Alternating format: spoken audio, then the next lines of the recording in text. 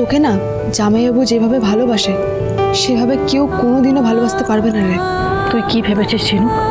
আমি সেটা জানি না, কিন্তু মানুষ না যাকে সবচেয়ে বেশি ভালোবাসে সে এতটুকু বিশ্বাস ভঙ্গ করলে তার সবচেয়ে বেশি দুঃখ হয়, কষ্ট হয়।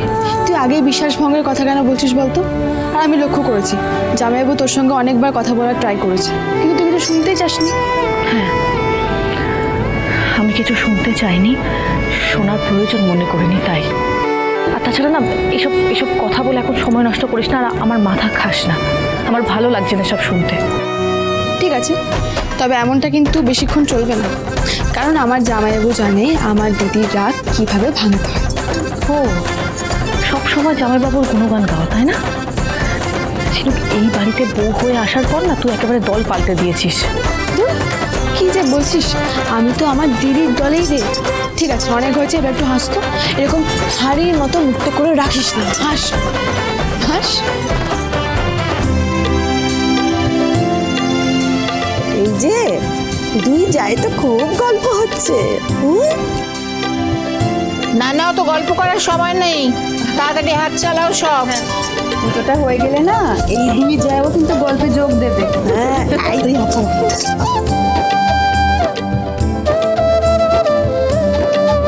আমি কথা বলিনি বলে লোকটা কোথায় গায়েব হয়ে গেল?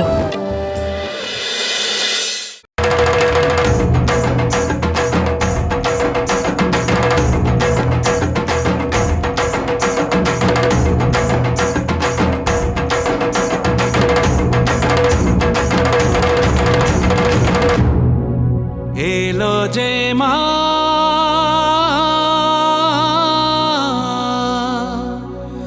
আমার মা,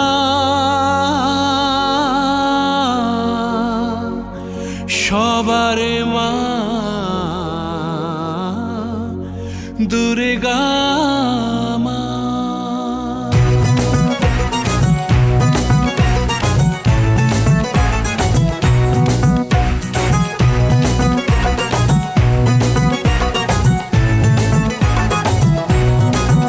ঢাকের ঢ্যামকুড়া কুড় বাজছে নূপুর, এলো যে পুজোর লগন।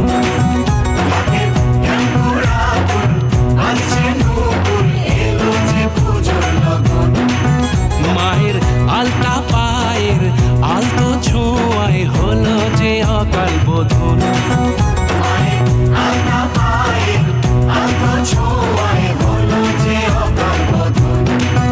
তুমি থাকলে পাশে জীবন হাসে, দু চোখে স্বপ্ন ভাসে খুশির সুরে মা। তুমি যে মা আমার মা, সবার মা দুর্গা মা। বলো দুর্গা মাইকে, বলো দুর্গা মাইকে, বলো দুর্গা মাইকে। আজ আরও একটা সুযোগ পাওয়া গেছে, এই সুযোগের সদ্ব্যবহার করো। এই বসুমল্লিক বাড়ির আনন্দ একেবারে মাটি করে দাও। এমন কিছু একটা করো যাতে ওই প্রদীপের আগুন সুধাকে একেবারে জ্বালিয়ে পুড়িয়ে শেষ করে দেয়। যাও।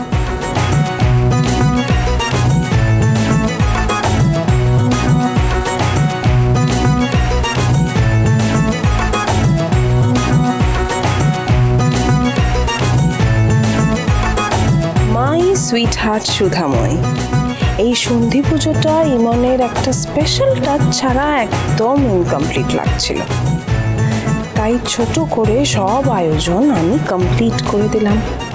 এবার শুধু এই তেলে তোমার পাটা পড়ার অপেক্ষা, তারপরেই প্রদীপের আগুনে জ্বলে পুড়ে মরবে তুমি, আর বসুমল্লিক বাড়ির দুর্গাপুজো বন্ধ হয়ে যাবে সারা জীবনের মতো।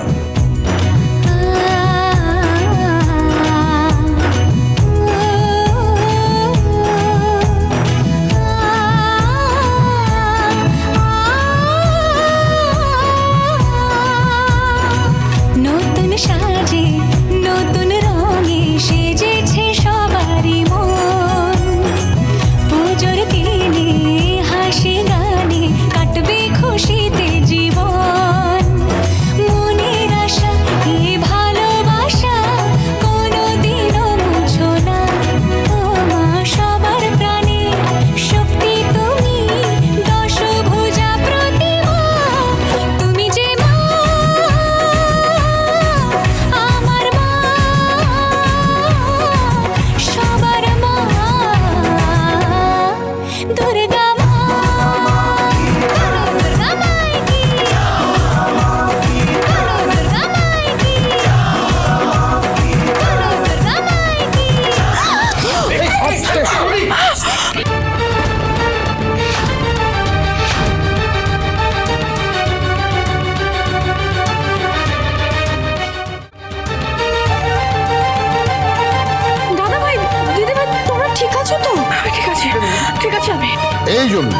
এই জন্যই পুজোর মধ্যে ধেই ধেই করে নাচাটা না আমি একদম পছন্দ করি না। দেখলে তো কিরকম একটা বিপদ হতে যাচ্ছিল।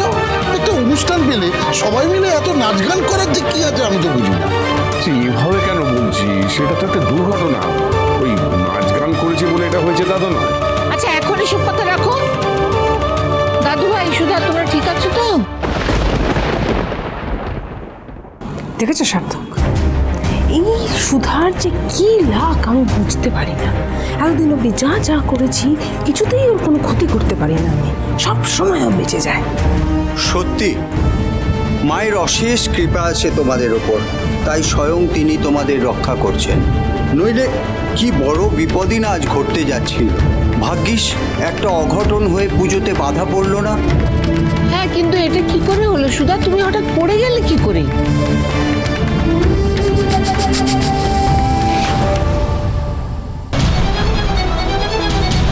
না ঠাম্মি, আসলে আমি ব্যালেন্স হারিয়ে ফেলেছি, ওই তেলটাতে পা পিছলে গিয়েছিল।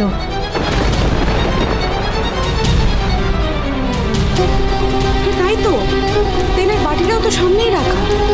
মা, তার মানে কেউ ইচ্ছে করে এখানে তেল ঢেলে দিয়েছে।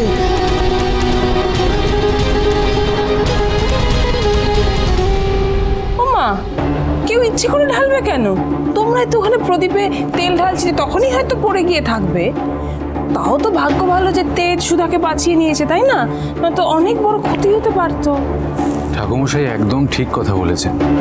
মা দুর্গা আজকে সুধাকে বাঁচিয়ে নিয়েছে। আচ্ছা, সার্থকদার ইমন বৌদি কি তেলটা ঢাললো? হতে পারে। আমরা যে নাচ গানে মত্ত ছিলাম সেটাই সুযোগ নিয়েছে। অন্য মনস্ক ছিলাম তখনই ওরা কিছু একটা করেছে। ওদেরকে আর এক সেকেন্ডের জন্য চোখে আড়াল করা যাবে না, সবসময় চোখে চোখে রাখতে হবে। হ্যাঁ আমি ঠিক আছে, আমার কিচ্ছু হয়নি। কিন্তু তেজ, তোমার হাতটা তো পুরো লাল হয়ে গেছে। এ বাবা, ওর হাতে তো পুরো গরম তেলটা পড়ে গেছে। মা চিন্তা করো না, আমি ঠিক আছি। ঠিক আছে মানে? কিচ্ছু ঠিক নেই।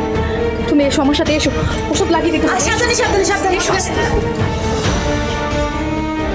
বাবা এত সুন্দর ডান্স করলো, আবার মাম্মা আমাকে সেভও করলো।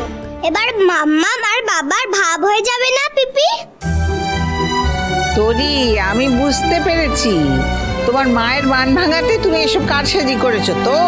হ্যাঁ বড় ঠাম্মি, বাবাকে তো এই হিরোর মতো ডান্সটা আমি শেখালাম।